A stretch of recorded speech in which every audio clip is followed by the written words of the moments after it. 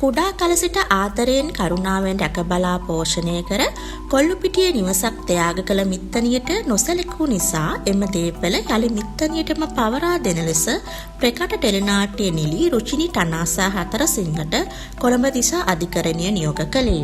ප්‍රාණ භුක්තිය තබා ගනිමින් දේපල පවරා දුන් මිත්තණියට ආදරයේ කරුණාව නොදක්වා අකාරුණිකව සැලකූ නිසා කොළඹ දිසා අධිකරණයේ රුපියල් මිලියන 5ක වන්දියක්ද දේපල නිත්‍යානුකූලව පවරා දෙන තෙක් මාසකට රුපියල් 30,000 බැගින් දීමනාවක්ද මිත්තණියට ගෙවන ලෙස එම නිලියට නියෝග කළේය.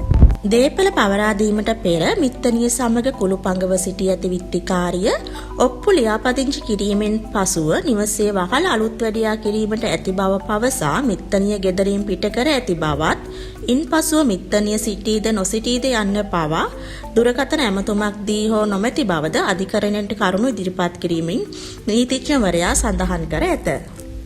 ආච්චි හෘද රෝගයෙන් පෙළෙන බව දන්නේ නැහැ. රෝගයකින් පෙළෙන බවට ආච්චි කිව්වා නම් හරි. අවශ්‍ය නම් ඇයට ප්‍රතිකාර ගන්න මුදලක් දෙන්න පුළුවන්.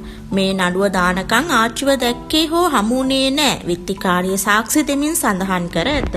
මෙම සම්බන්ධව ටනාසා හතරසිංහගේ මව වන ආශා තුෂාරි මහත්මිය මෙසේ පවසයි. ඇයි මෙහෙම බොරු නිවුස් දාන්නේ? මිත්තණිය සැපසේ කොල්ලුපිටියේ ගෙදරට වෙලා ඉන්නවා අවුරුදු ගාණක් සිට. කොල්ලුපිටියේ මිනිස්සු දන්නවා අපි කොහෙද පදිංචි, ඔය කියන මිත්තණිය කොහෙද පදිංචිය කියලා.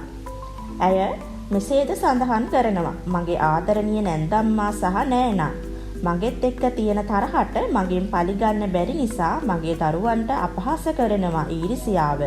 ඔය ටනාෂාගේ තාත්තගේ අම්මගේ තාත්තගේම අක්කගේ වැඩ තමයි.